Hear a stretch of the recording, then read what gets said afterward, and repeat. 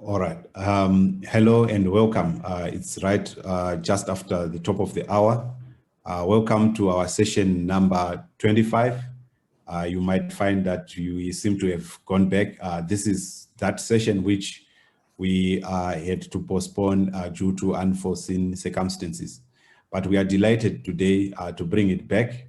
This is an important subject, the important subject of pooling when it comes to RT-PCR. My name is Anafi Mataka. I'm delighted to be your host today. This will be a slightly longer session. We intend to have 90 minutes of discussion. So hopefully you are going to enjoy it. We do have simultaneous language interpretation from English to French. Please feel free to choose the language of your choice. We shall start with some presentations from key subject matter experts and then go on to have questions and answers segments. So keep your questions or comments coming into the chat. We shall take them as they come through. Coming back to today's session, why we feel it is important. As you might all be aware, since the beginning of the pandemic, RT-PCR has been and continues to be the method of choice for diagnosing SARS-CoV-2, particularly due to its high sensitivity and specificities. However, it comes with its own challenges. Challenges such as the availability of required reagents, the expertise that also is required. But however, that remains our gold standard, the gold standard that continues to be used to see if all these other new diagnostics that are coming through are of good quality. In trying to see if we can be able to circumvent these challenges, the traditional methods of pooling have been considered, and we shall hear more on what this is all about. In layman's terms, we could just say this is more like killing two birds with one stone, literally testing for so many people using just one single test. And in order to do that, I'm going to call upon Dr. Skulile Moyo, who is a laboratory director at the Botswana Harvard Institute Partnership for HIV Reference Lab in Botswana. He will be accompanied by a fellow subject matter expert, Prof. Joel Dogba Siawaya, who is the head of laboratory services at the Mother and Child University Hospital Jean Ibori Foundation in Gabon. We are also delighted that we shall have presentations from the countries, namely Ghana, Ethiopia, and Uganda. And I will introduce those presenters as we go through. For now, let me hand over to Dr. Skulile and Prof. Joel. Over to you.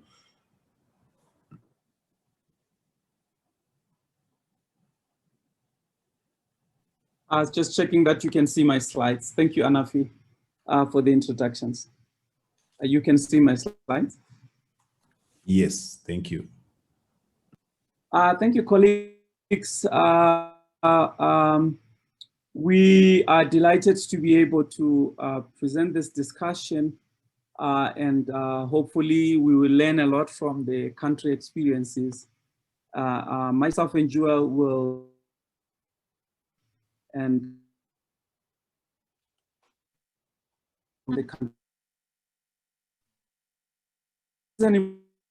area, and we have suggested topics of discussion that are outlined there, basically to understand why pooling is necessary and some important considerations that are important when considering pooling. There are some nuances that need to be considered. There are some efficiencies that can, and there are challenges and lessons that must be learned in order to implement it in a very careful manner. As we know that the global COVID-19 cases are still rising in Africa, and with over 1.8 million cases and on almost 44,000 deaths. And this comes as a fraction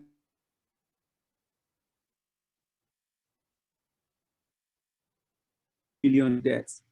And as we know that RT-PCR is the hallmark of diagnosis of SARS-CoV-2, we know that there's a price tag that comes with it.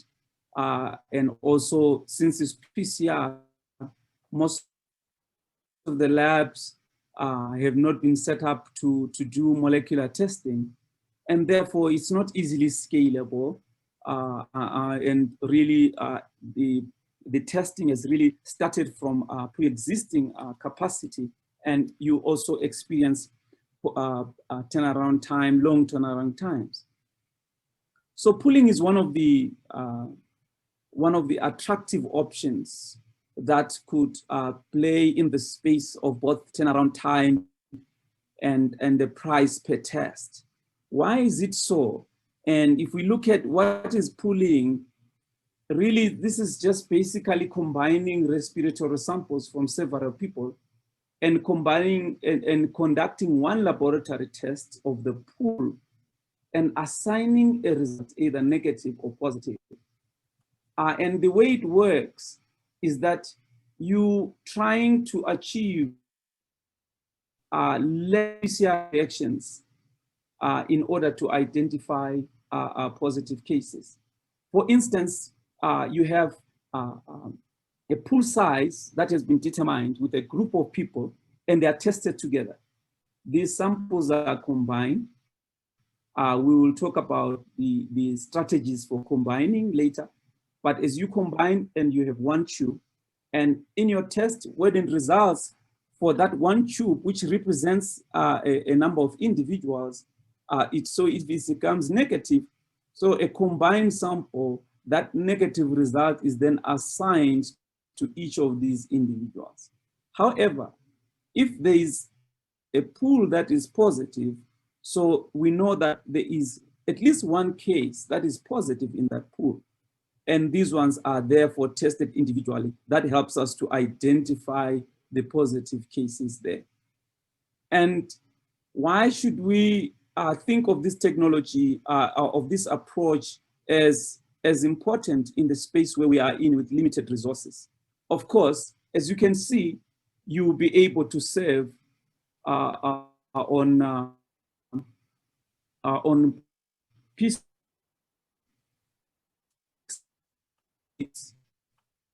leads to faster turnaround time, a fewer number of people, and you at least see and scale up testing to a large number of people.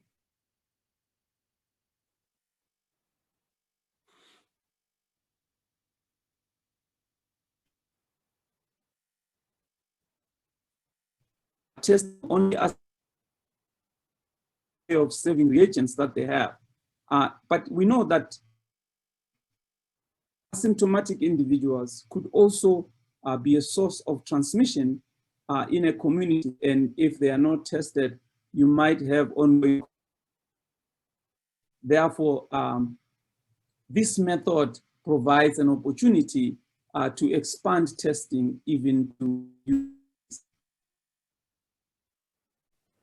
So you can see that in a strategy, they pulled 10 samples and the test sensitivity was 95%. And they were able to have a saving of 40 to 60% on the reagents because they were only testing 10 samples instead of testing 100 samples. Another example that we see also recently published in a background prevalence of 1%, the authors tested 94 samples and they were using pools of 3 with a test with a sensitivity of 70%. They achieved 84% saving in terms of reagents. So we can see that there's potential that is important, that you also interpret this potential in the context of the considerations that are important there. So these are some of the considerations that are important when considering pooling. So you see that the prevalence is important because you want to make sure that you achieve efficiency and you assign as many individuals to, you have less number of positive pools. Otherwise, you'll have to test many pools, their individual samples separately. So the higher the prevalence, the less efficient the pooling, because you have too many positive batches. So this is an important consideration. And also the sensitivity of the test is important. The lower the sensitivity, you will end up having a yield of false negatives. So this plays up into what a pool size. So the pool size is important because you want to balance out the dilution effect that may happen because of pulling in samples, but also the combination of sensitivity and the background prevalence becomes very, very important. These are fresh guidelines out of Africa CDC. And with this consideration in mind, the guidelines that are there simplified for you to understand is that if your prevalence is less than 1% and your sensitivity is greater than or equal to 96%, the optimum pool size can be 10.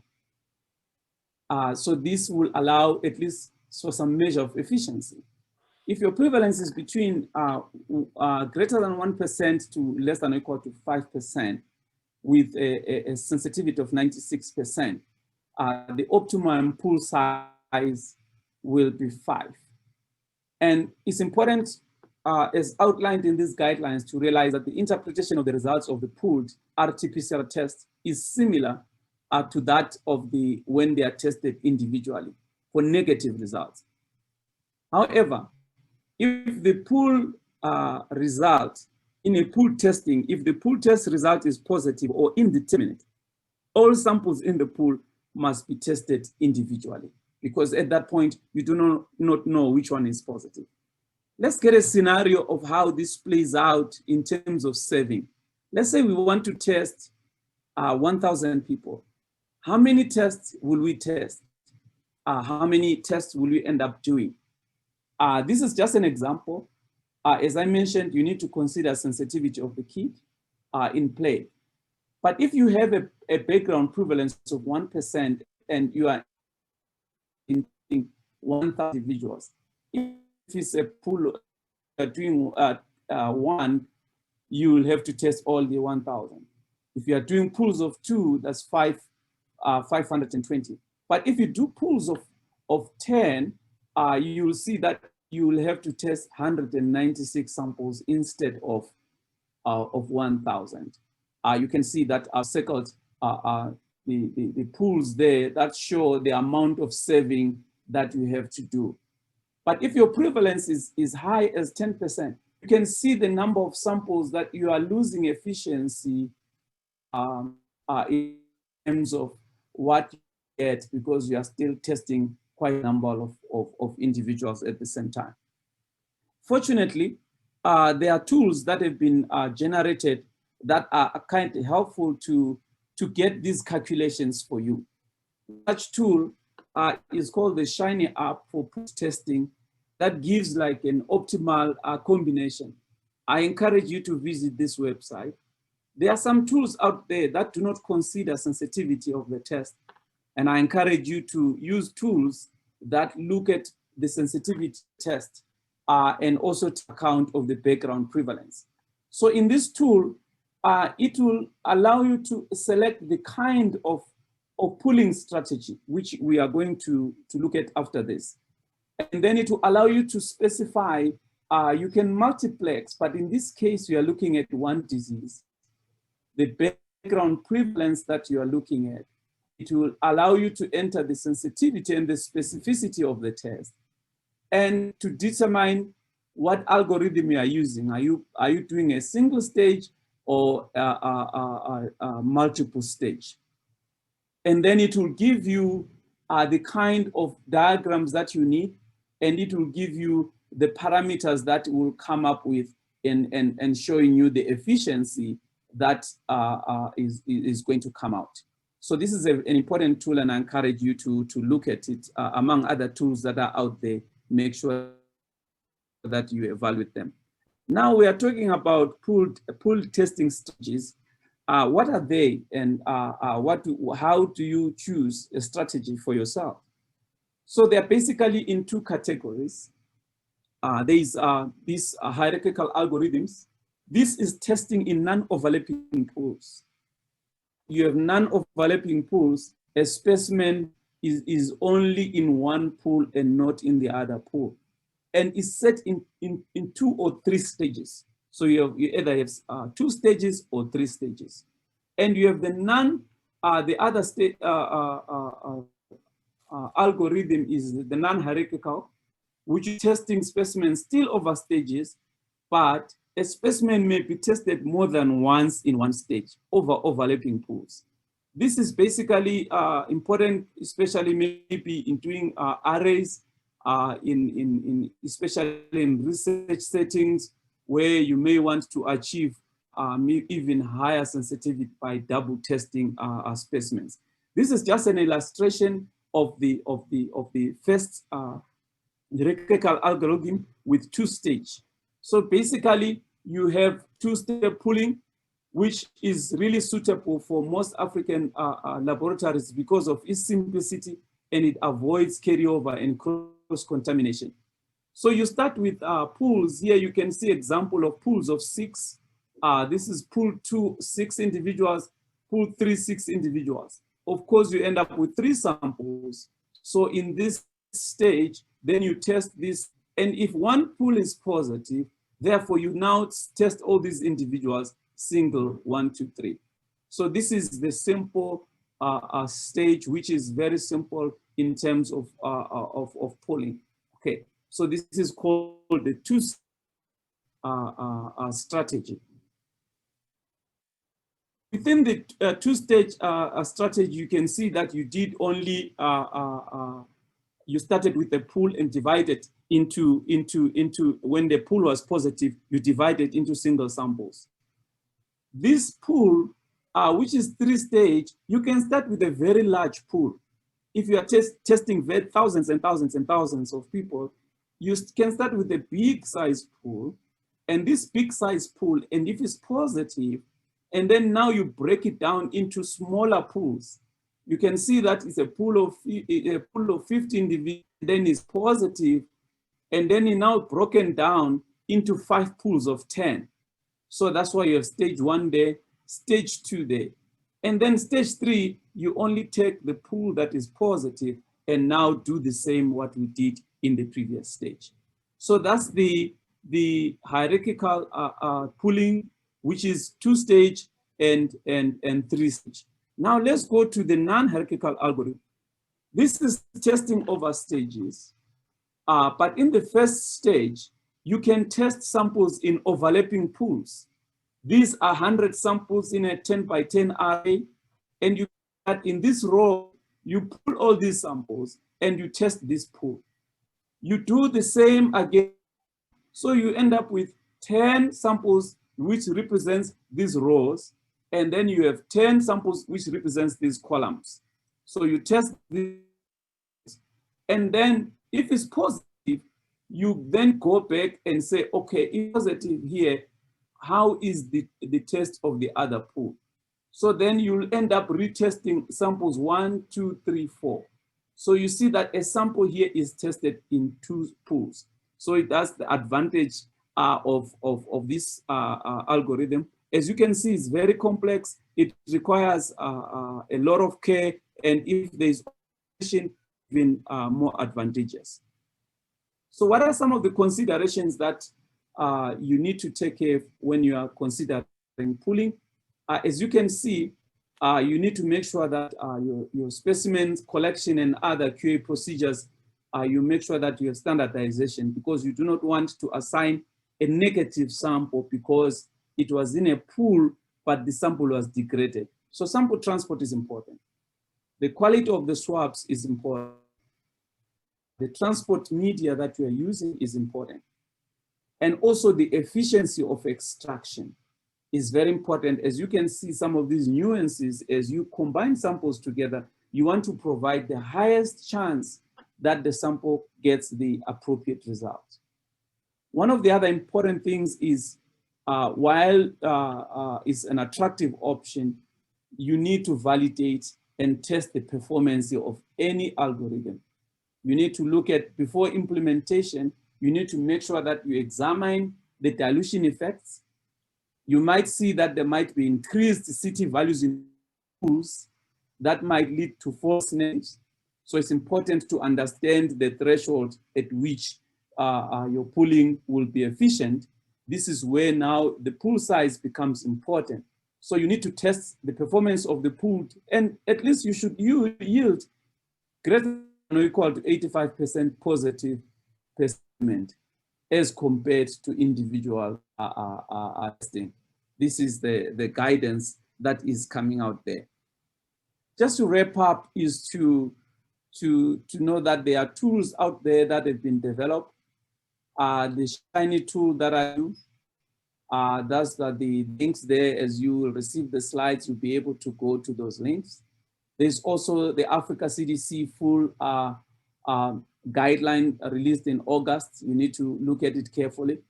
There's also the US CDC guidelines that may be important for you to look at. With that introduction and giving way for some interesting stuff, and I and Joel will be available later to entertain some questions. But I would like to acknowledge our colleagues that we work with. I would like to acknowledge the African Society for Laboratory Medicine team for their contributions in putting up this work and discussing the thoughts around these approaches, and the contribution of Africa CDC coming up with normative guidelines and that are important in the field, and colleagues, subject matter experts who continue to provide resource and assistance whenever required. Thank you, Anafi. Thank you, Dr. Moyo, for the wonderful presentation. Colleagues, keep the questions and comments coming through. We will them as presentation goes. So we would like, after this Joel, okay. Yes, I'm sorry. Just one thing. On slide 6, there were a typo. It's not 3 sample pooling strategy. It was 13. So sorry about that.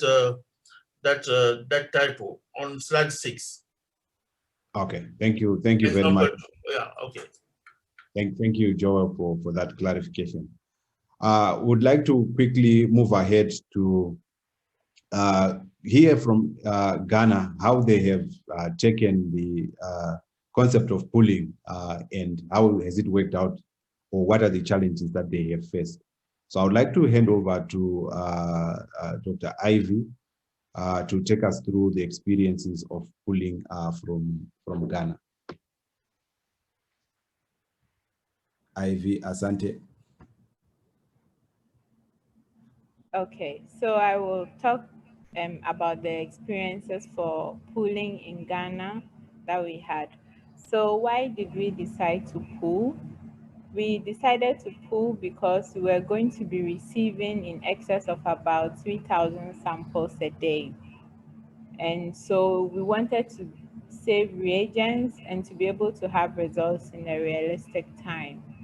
Now, at this time that we were pooling, our prevalence was quite low.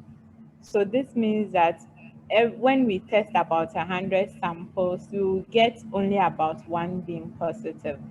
So we decided that pooling would be a good method for us because it would help us save a lot of reagents. So for us in Ghana, pooling is not a new method. This is, you can see from the screen, in 2011, we published a paper on troop education and avian influenza surveillance in military barracks in Ghana. So what the authors did was that they were able to collect about 824 samples, so tracheal and cloacal swabs from birds, and test them for influenza viruses. So influenza virus among the animals was very low, very nothing at all.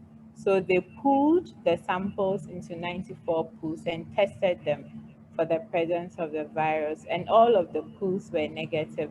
So if they had tested all of these samples, it would have been 824 individual tests. But in the end, they did only 94 testing. So before we started this, we had to validate our pooling to make sure that everything would work fine. So we used 10 samples in one pool. And then to do the validation, we included, like for each pool, we included a positive sample to see if we can detect the positive samples, and we were able to detect the positive samples. So here you see two different sets of pools with two different sample sets, and we were still able to detect our positive samples even when the CT values were quite high. So for every RNA extraction kit, I mean, we have used different kits. We have different volumes of samples that we collect to do the pooling. So for the here-am viral RNA mini kit, we used 14 microliters of sample in a pool with 10. So we pool 10 or 5. Sometimes the samples were, well, not so many, so then we would pool 5. So either 5 or 10 samples, and they work fine. And I think from the first presentation, we know what to do. So we do RNA extraction for this one sample, and then we'll do the PCR testing. Then all of the labs in Ghana who do COVID testing were doing the pooling. So we started from Noguchi, the lab where I work, and we are the main lab that started the testing. So we did a lot of pooling.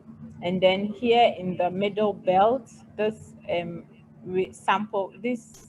lab from Ashanti region, they also did the pooling. Then all of our peripheral labs, so all the labs around here, which will not be considered really main labs, just supporting labs, they also did all of the pooling. So we did the training for them, and they also did pool their samples. So we stopped pooling because then we realized our prevalence was increasing. So our number of positive pools per test will start increasing. So sometimes we do 92 samples, and then we have as many as 80 pools being positive, and we had to dissolve the pool. So at a point we stopped pooling. So if you want to consider not pooling, maybe when 50% of your pools are positive, this would be a time to consider not pooling. And because we had to dissolve a lot of pools, our results were delaying. So we decided that we would stop the pooling, but it was still a very helpful method for us in the beginning. So we're able to achieve a lot. And between April and June, we tested more than 100,000 samples. I mean, we wouldn't have been able to do this if we were not pooling.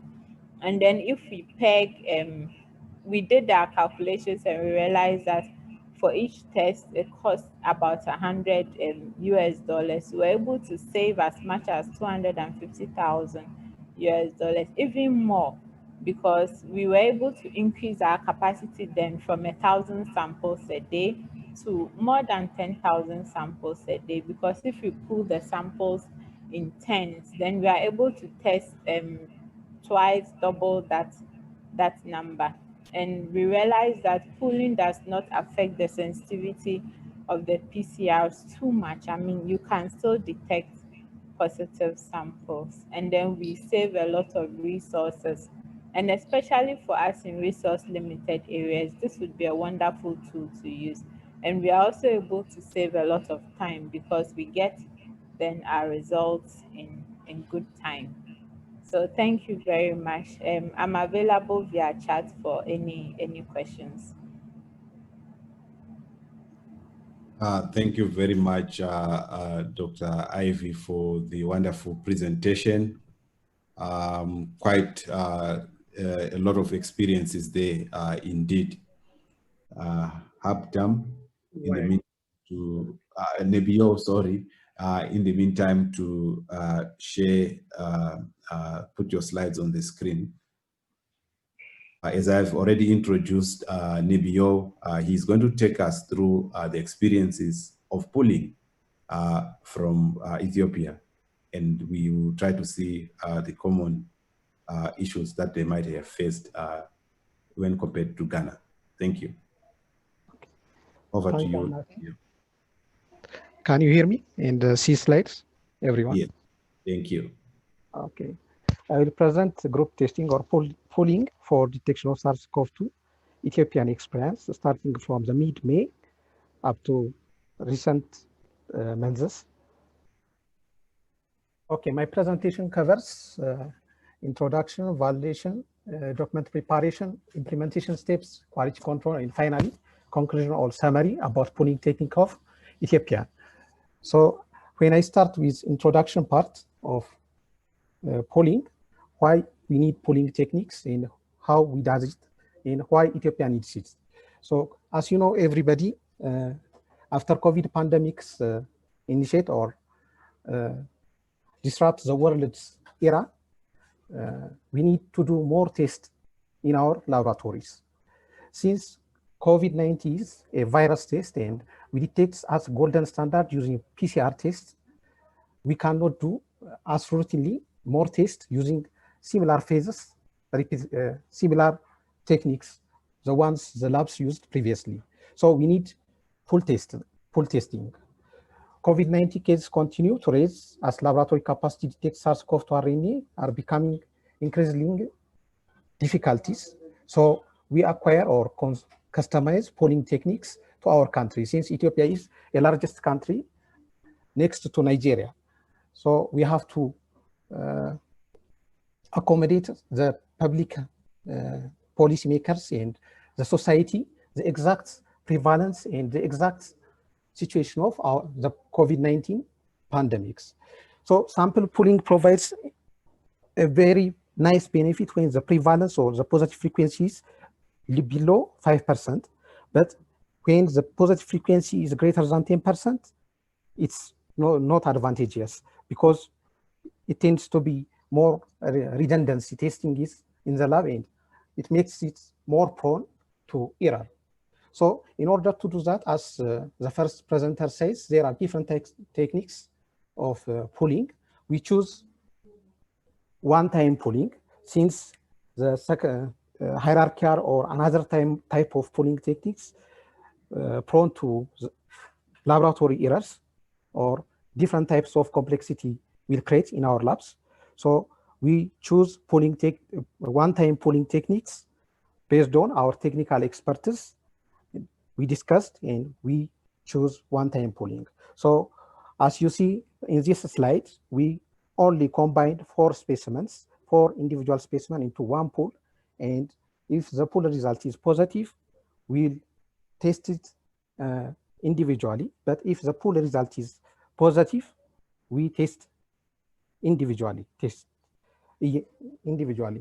So we choose these 4 based on the research conducted in Hebrew University, Jerusalem in 2020, when the prevalence lies between 0.04 and 0.2, sample a group of 4 samples or 4 different individual samples into one group is a best and optimal for conducting.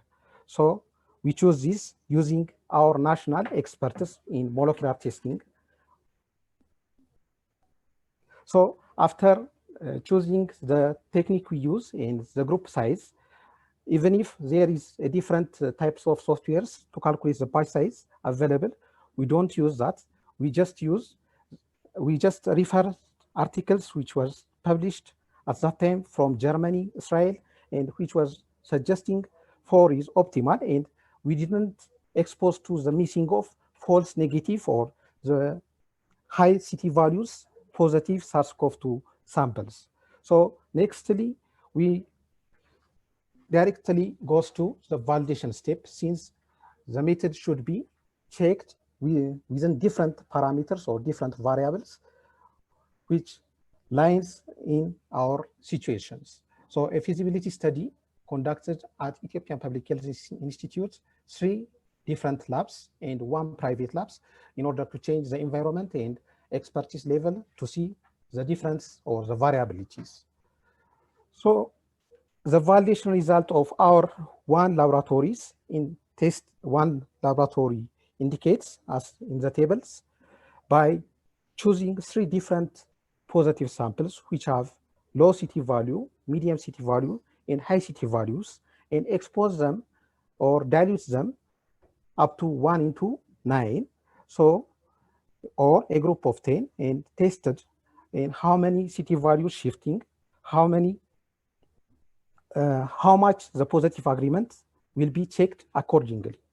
So based on this result, simply this slide is to show the 1 laboratory experiment results, and the positive agreement was 100%, and the CT value shifting observed was 0 up to 6.75 CT value shifting was observed, but we didn't miss the actual positive result when we tested in pool tests. So the result of the validation conclude as pooling techniques using batch size of 4 is appropriate or suitable for our countries. So our next step after validation goes to implementation phase. How do we implement these pooling techniques for more than 40 labs at that time in our countries? So in order to do that, first we prepared documents and formats. First, we create a national interim guideline for pooling techniques, which incorporate objectives, backgrounds, and recommendation for what type of samples we use pool. Do we use for follow-up samples or for which type of samples? So we stated that recommendation in the strategy documents. In the other parts, we also created a simple SOP for pooling techniques to use in the lab, and formats. How do we record it? How do we group it? And just to save it or increase the laboratory quality. So these documents prepared accordingly. So in implementation steps, first we implemented in our national reference laboratories, because we need to see or observe how much the lab personnel or the technicals incorporate the techniques they used appropriately, because pooling is somehow different. When deconvoluted the positive pool, it has to be some sort of strong specimen management. So implementation steps in our countries goes to first national reference laboratories, then regional laboratories, hospital laboratories, university laboratories. This shows the person in different labs have different expertise levels. So just if we dump it just simply across the labs one time, it makes chaos and it's not advantageous. So in order to save that, we also then during the implementation phase we incorporate senior experts before initiation of pooling techniques for each testing sites besides national reference laboratories, and to start and to train each testing laboratories how to pool, how to manage samples, and how to appropriately monitor the quality of pooling techniques, because vortex may be somehow a little bit dangerous or affect our result. So after implementation phase across the different laboratories or different testing laboratories of COVID in our countries, we also monitor the quality control. Different quality control methods also incorporate in our countries. The first one is a strict sample management system. A strict sample management system was at place. For example, sample sorter in each testing sites was assigned to segregate each samples, the pooled one, the deconvoluted one, the finished one. So this makes somehow improve the pooling techniques. and use format prepared for this age or purpose appropriately, and periodically checking specimen positive prevalence using national dashboards, and at all times apply good laboratory practice. Without good laboratory practice, PCR is not good. So pooling technique, we use pooling or not pooling, is not advantageous. So this quality control practice integrated in the implementation phase by using scenario expertise for each testing sites.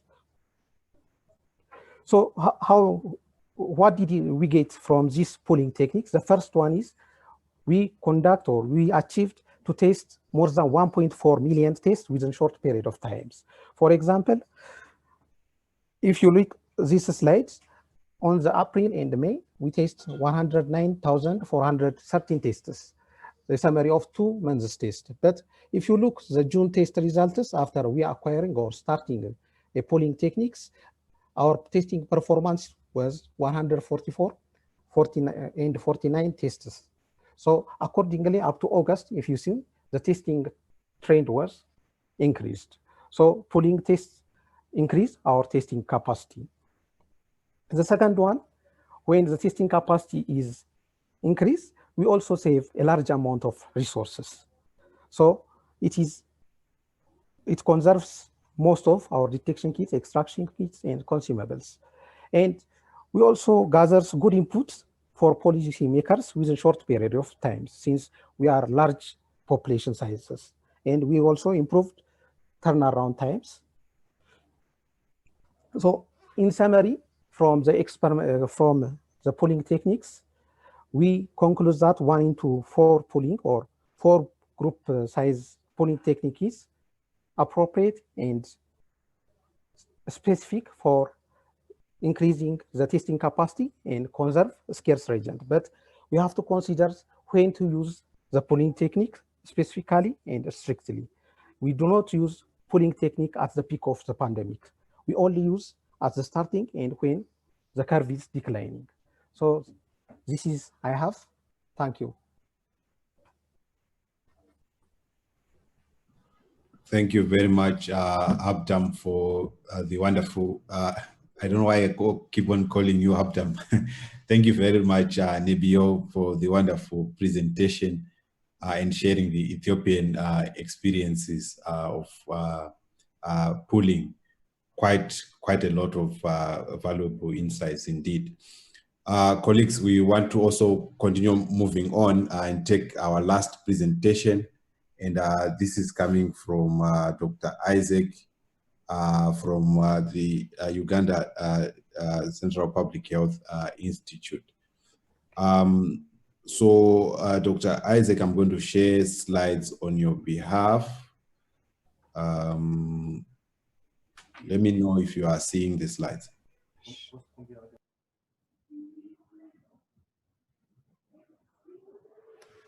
Yes, I can be able to see the slides. You can. Yes, so I'll be sharing the polling experience of Uganda, and I'll be highlighting some key considerations that you need to take to look out for if you're going to have a successful polling strategy. And also I'll share some benefits we have realized during the polling. Go to the next slide. Next slide, please. So yeah, I think the first presenters have already indicated, explained what polling is about. It's basically testing several samples in one test tube.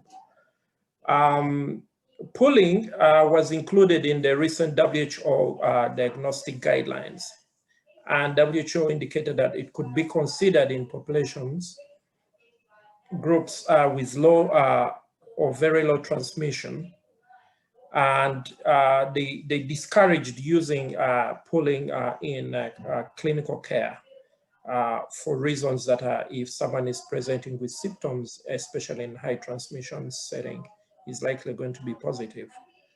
And the method must be validated in the appropriate population and with the appropriate technology to determine the suitable pooling size and the pooling conditions. Pooling comes with three different, shortfalls. Pooling comes with a shortfall of reduced sensitivity. And it comes with the complexity of handling samples that can result into errors. And it can also result into increased turnaround time, especially if the organization of the workflow is not appropriate. So when pooling, these three components needs to be taken care of. And it's never perfect, but there is always going to be a trade-off, as I'll indicate, especially with the sensitivity. And next slide. So in Uganda, before we started pooling, we had to do a distribution curve of all the positives on the Cobas 8800 platform that we're using in my lab at the Central Public Health Laboratories. So this gave us a sense of where the majority of the positives fall in terms of CT values on this platform. And you can see that the positive are skewing more towards the high CT values, and therefore we had to be very careful with the pooling. So to determine the appropriate number of samples that we can include in the pooling, we had to select samples through the spectrum of the CT values, and we biased the selection of the sample towards samples of the high CT values. And we included 40 samples, and 20 of these samples were samples of CT value above 34. We biased towards the high CT value because that's where the impact of pooling would be. And so we needed to have a good resolution of what the pooling would have on the sensitivity. So we did pooling, we tried it in 1 in 10, 1 in 5, and in 1 in 3. And we scored a pooled test as positive if it had any CT value in any of the two targets on this platform. Next.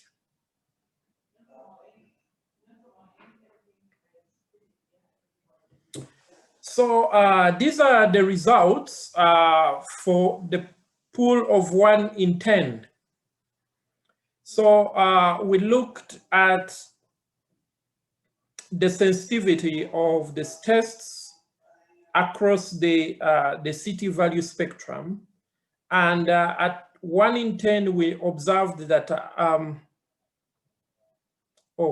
this is 1 in 5. Okay, we skipped a slide. 1 in 10 had poor performance. This is 1 in 5. And we realized that with this range, we were still having up to 11.7% of the population CT value distribution within the uncertainty range so this is the range where you start losing the sensitivity, where a number of samples are starting to detect test negative once included in the pool. Next slide. I think I mixed up some slides here.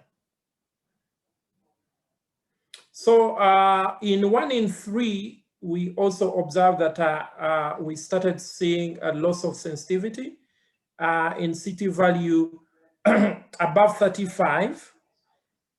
We got comfortable with this because this was a very high CT value within the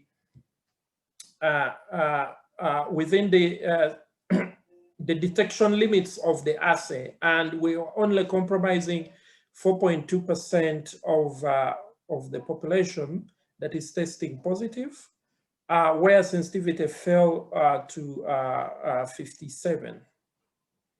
So we had to trade off with the pooling here, where we are only having the compromise in people with the highest CT values. These are people normally who are probably clearing their infection. Probably by these high CT values, these individuals are no longer infectious. Although it's important to know them, especially for follow-up of contacts, because you would miss out opportunity of identifying contacts that are still having very active viremia. But this comes as a trade-off with the pooling strategy. Next slide.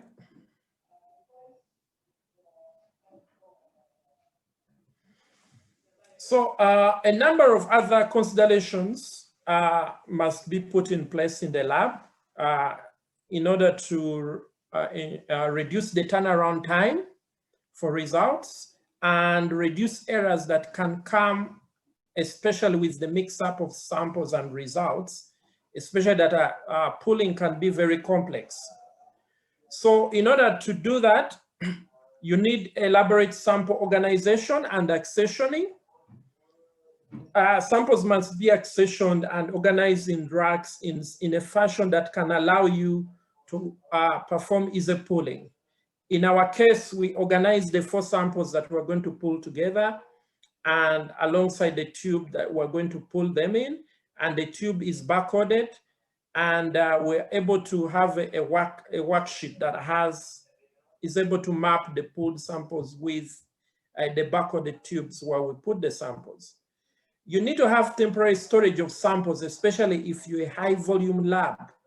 This is important because you need to always go back to the samples, temporary stored samples, to identify samples that needs to be retested. This is where you lose the turnaround time if you have not gotten this process very well, because it will take you a couple of hours or even days to be able to identify the samples that you need to pull out and prepare them for retesting.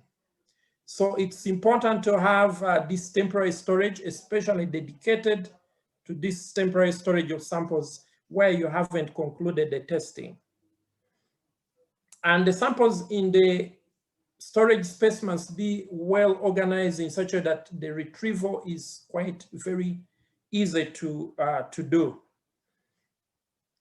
It's also very beneficial to use information systems. And this is important because you can be able to automate the scoring of results, the final scoring of results, and the identification of samples that needs to be returned for retesting, samples that are in pools that are testing positive.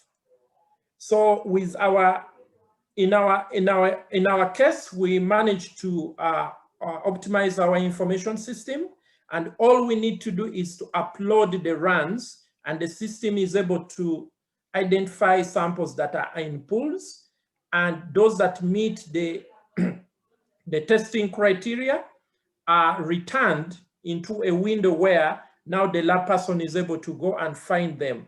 And these samples would have even the locations. And so someone has to just go into the temporary requisition area, and he can be able to quickly identify which rack is carrying this sample and which position.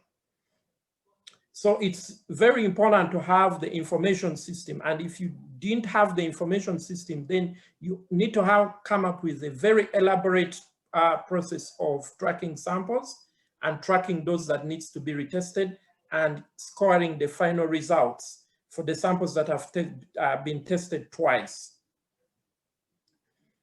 In our case, we also randomly repeat negative samples, about 5%, and the system automatically assigns these 5% samples, and we'll repeat them blindly. And we need to make sure that these are repeated negative samples, we consistently get negative pools,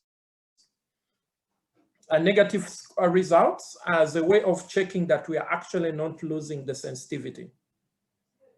you need to continuously monitor the positivity rate and the turnaround time, because these are the two parameters that you can go wrong with pooling. When positivity rate goes above a certain threshold, mainly above 10%, then there's no benefit from pooling.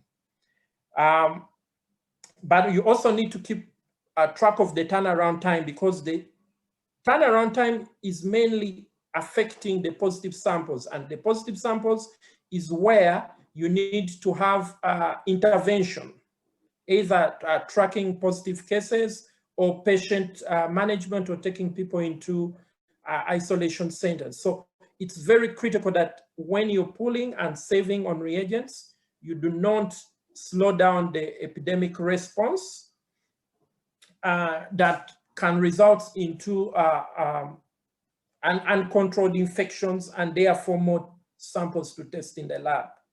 So a delayed turnaround time can wash away the benefit of saving that you can have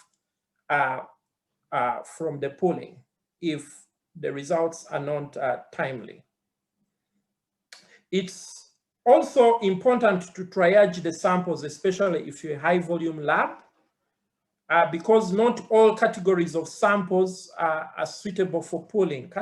Categories of samples that are not suitable for pooling include samples that are coming from hospital, from symptomatic cases, samples that are coming from contact tracing, samples that are for patients who are in isolation and they're doing repeated testing, samples that are coming from geographical settings that have a high positivity rate. So in our lab, we have developed a criteria that we are able to score, and we have an elaborate case investigation form that is able to help us. We have partly automated this process that when data is entered, especially data that's entered remotely off-site, that we are able to flag the samples and right away separate them from the samples that we're going to pull. But we also encourage the operators to pay attention to the information of the samples and identify those samples that don't meet the testing, the pooling criteria. Next slide. So how did we get to pooling? So we,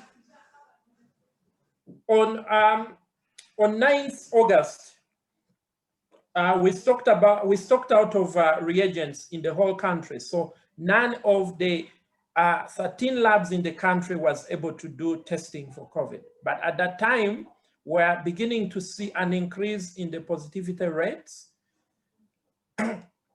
in the country.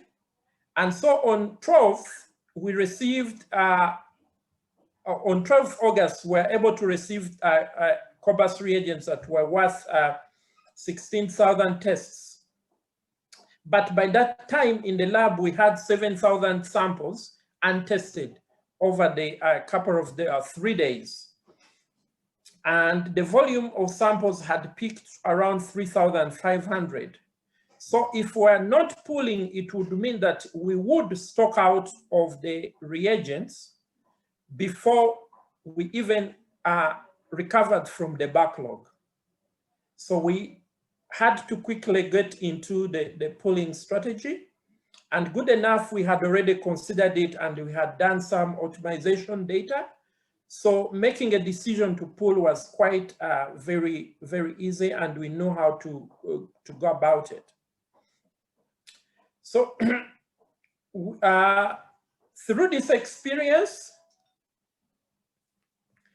we were managed to prolong the stock of reagents that would have run out in 5 days in over 18 days. And within that period of time, we had managed to restock reagents, and all other labs had gotten back on their feet. So this pooling strategy helped us to conserve reagents that would have lasted for a very short time to last for a very long time. So in the table, I am showing the cost benefits that we have. So between August 11th to 29th, we managed to test 33,600 patients. And of these, we're able to do 9,160 tests pooled. And of those, they resulted 3,200 samples that needed to be tested. So these are samples that came from pools that had positives that we needed to confirm which of the 4 samples was positive. And therefore, the total number of tests we're able to do was 1,360 tests. So that translated in a saving of 21,240 tests if we were testing without pooling.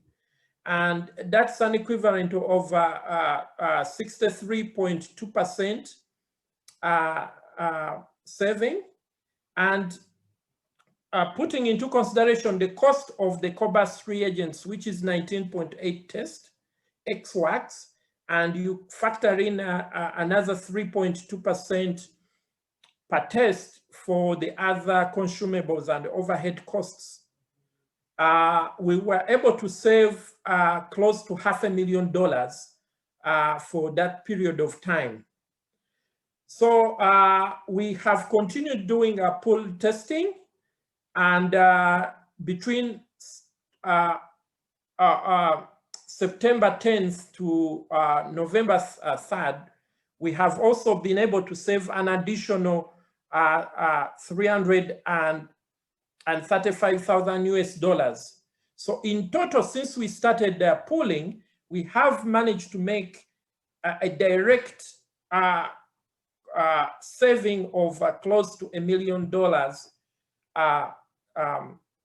in reagents and indirect costs. This cost can go higher if you factor in all the other costs, especially the shipment costs, the customs cost, and all these others that I wasn't able to include in this costing. So our saving efficiency decreased from the period of August to now, and mainly because our positivity rate has gone up.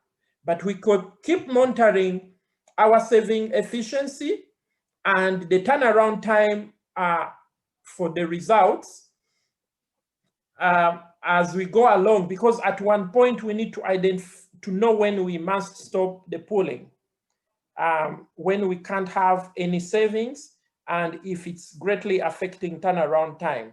The figure below shows the turnaround times for the different categories of samples.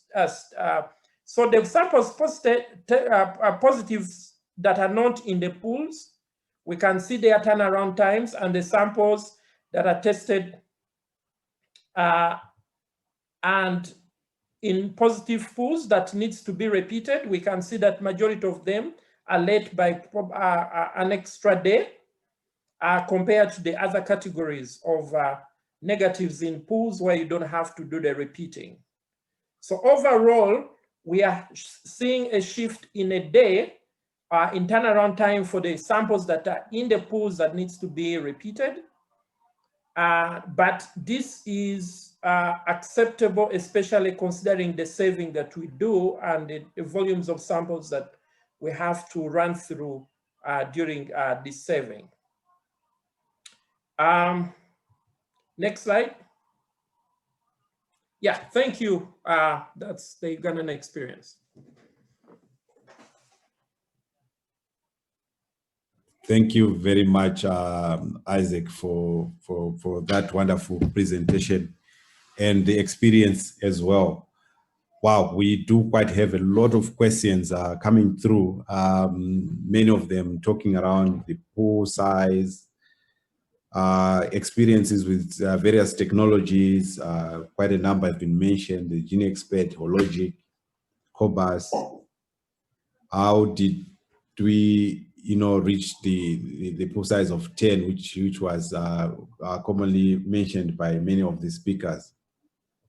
But interesting questions also came through when we talked about the advantages of pooling. Clearly, all the three countries spoke about the savings, but Isaac also came through and mentioned about the trade-offs that really do come, the turnaround times.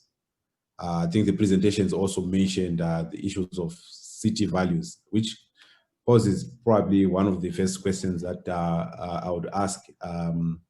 That was also common in terms of which patients, which samples should we really pool. You mentioned, Isaac, the issue of high priority samples were not pooled. And we also talk about high CT values. There's also an element of asymptomatic patients that comes through, and particularly when we want to test and reach the recommended coverages. How do we prioritize samples? Which samples are ideal for pooling? Maybe let me start with you, Isaac.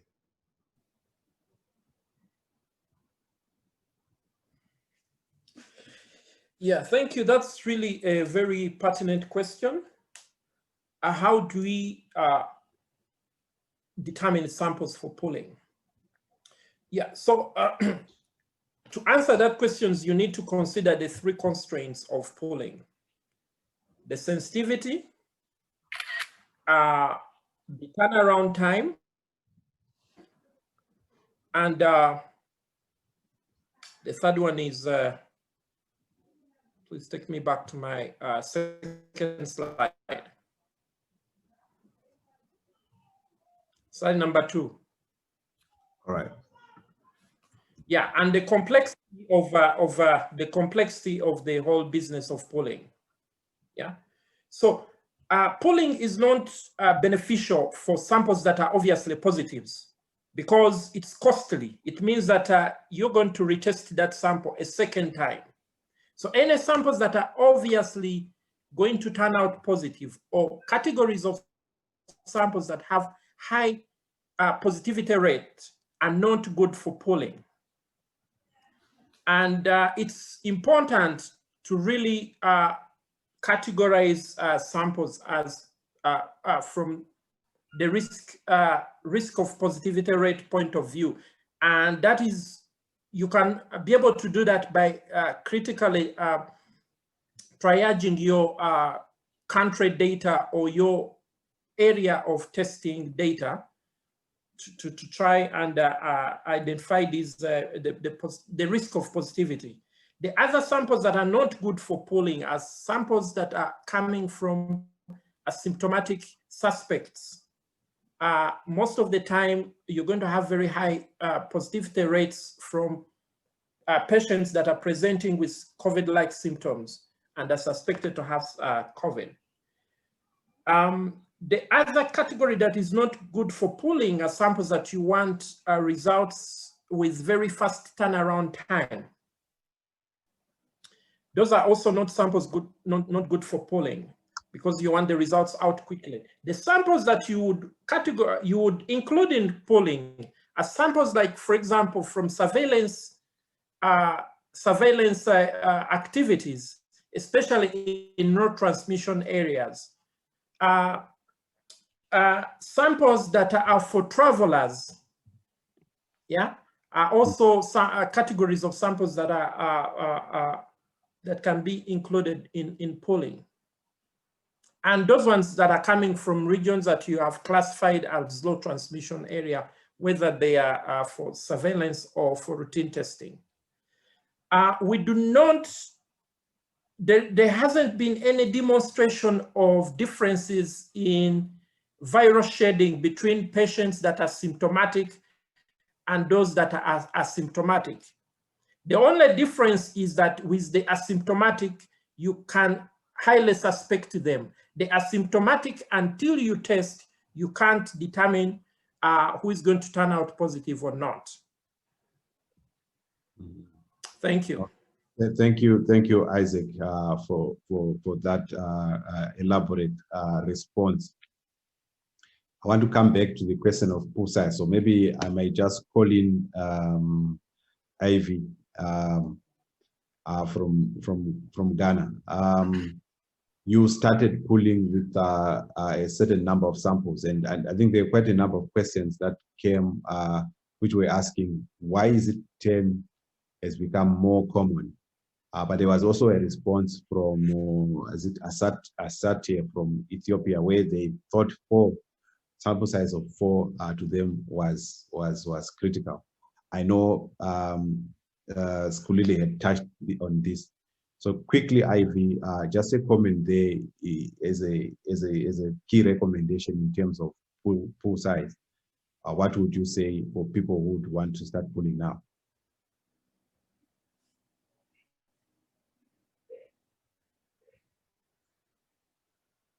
Ivy, can you hear me?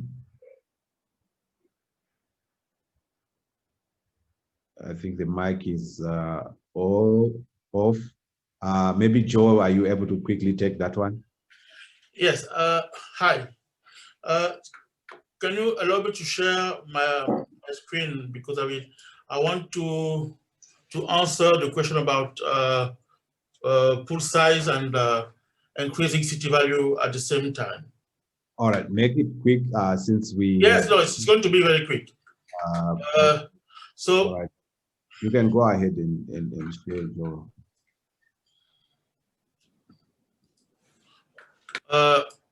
Okay. You can go ahead and share.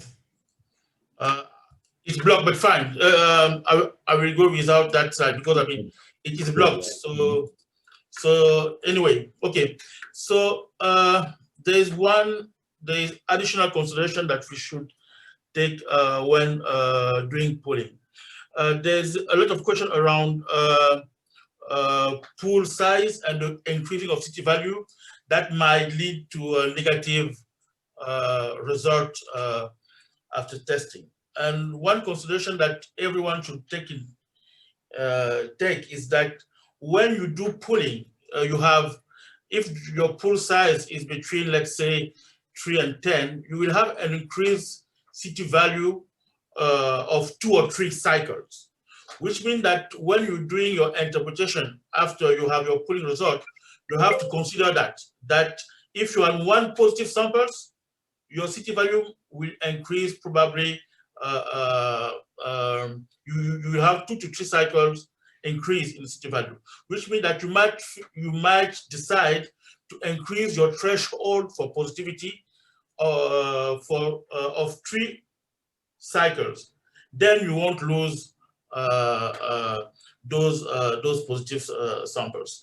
And studies have shown that if your pool size is around 30 or 50, then your CT value will increase in the pooled sample will increase of about 5 to 6 cycles.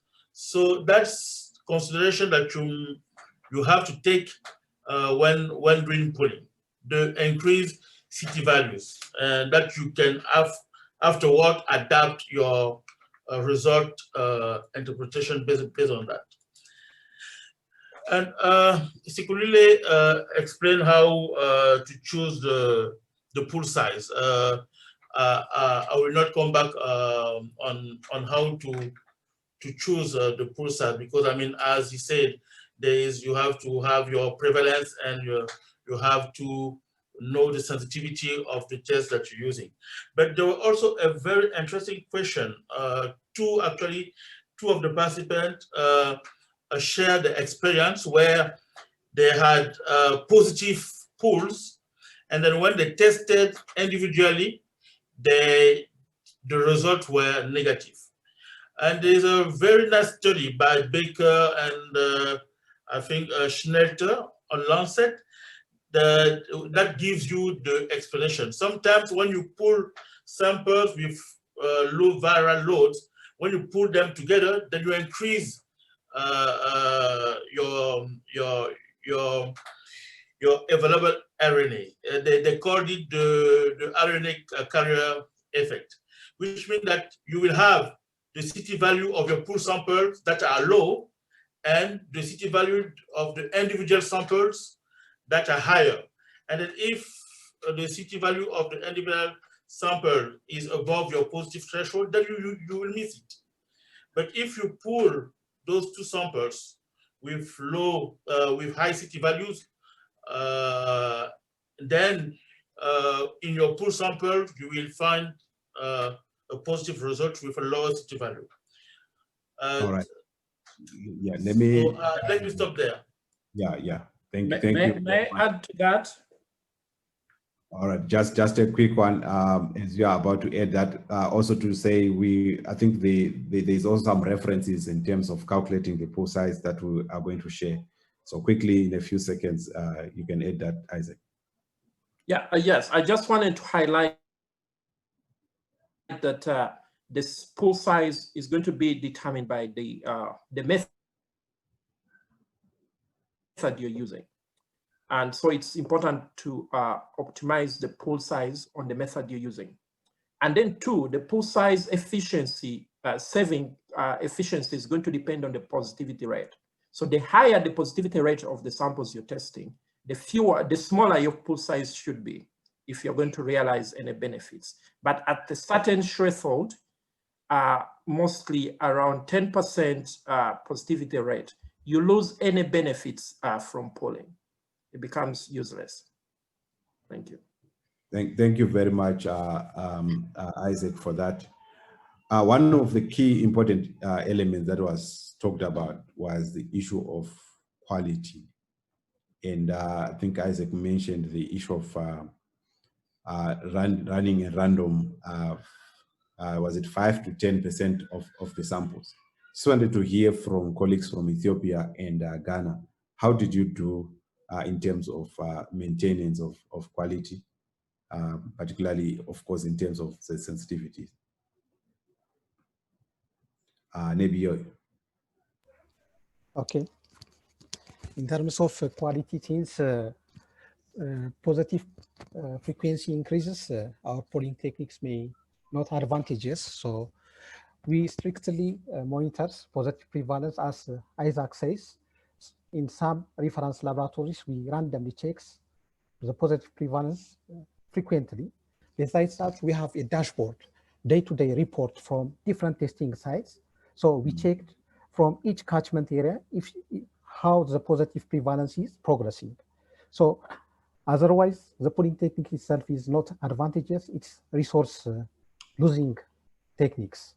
So our quality control against that was strictly follow the positive prevalence in each testing sites. And besides that, inside the laboratories, we also eager to check frequently.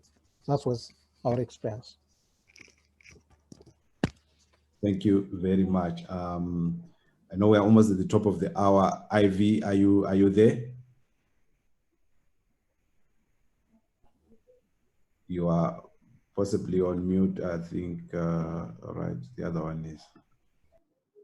All right, I think you should be able to speak now. Ivy, are you there? I know we are at the top of the hour, so I would like to ask you, what would be... I'm here. Yes, I'm here. Yes, Ivy. Can you hear me? Your voice is a little bit dragging, but if you can hear me, Ivy, I want to ask you, what would be the two key important messages that you would want to give to colleagues who also want to do pooling, having started pooling and stopped somewhere along the way? Hello, can you hear me? Yes, we can hear you now. Yeah. Okay. So my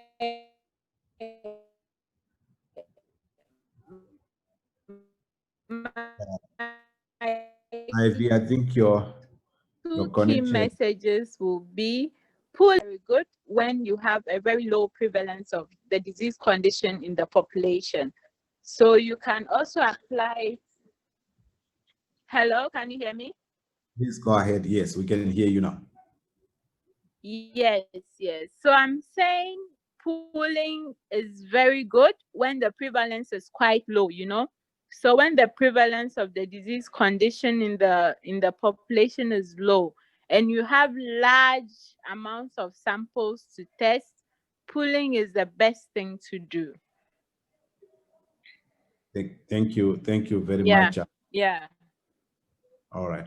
Thank you, Ivy. I think that's a key important message. As we're about to close, Ababu, I want to call on Ababu Kibede. There is a question around how is pooling relevant for travelers? And I just want to ask Ababu from Africa CDC to try and respond to that as we try and close. Ababu, are you there?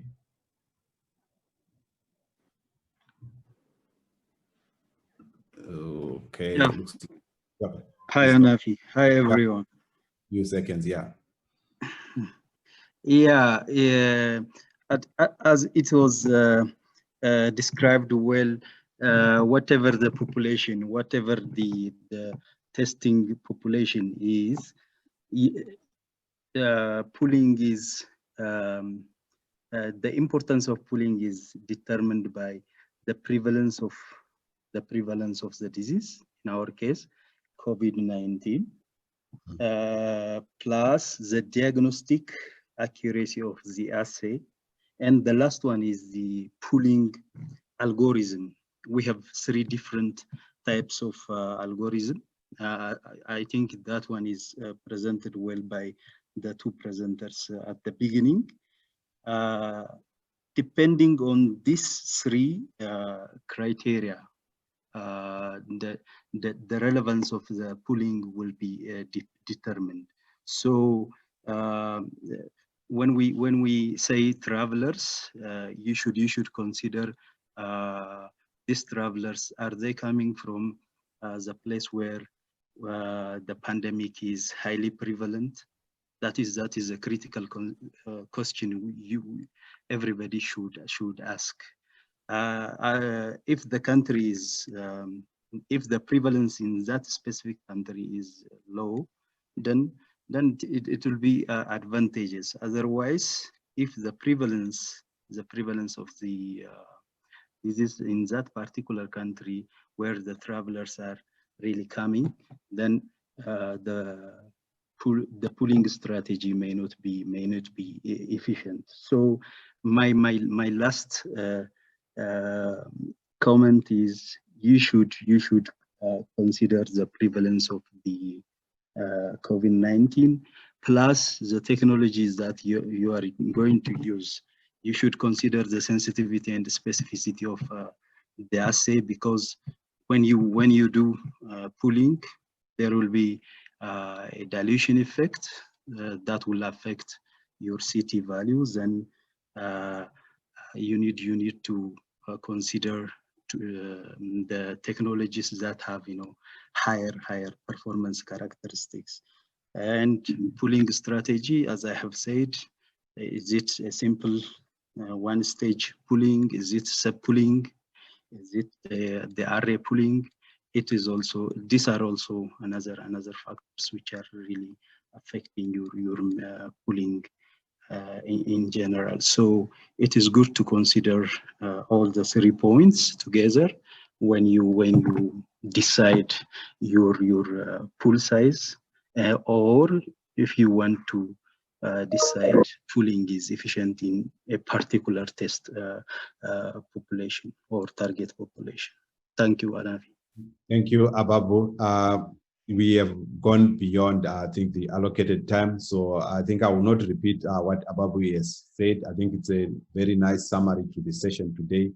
On the screen is details of those that want to go to the ASLM Academy page and be able to watch this and other previous sessions, and also be able to download their certificates. We continue to offer these sessions that inform us on how we can be better placed to fight the pandemic, particularly from the front of diagnostics. For you, we have learned that diagnostics currently is the backbone to this fight. Till we meet again, I'll say good afternoon, good morning, and good evening. Thank you.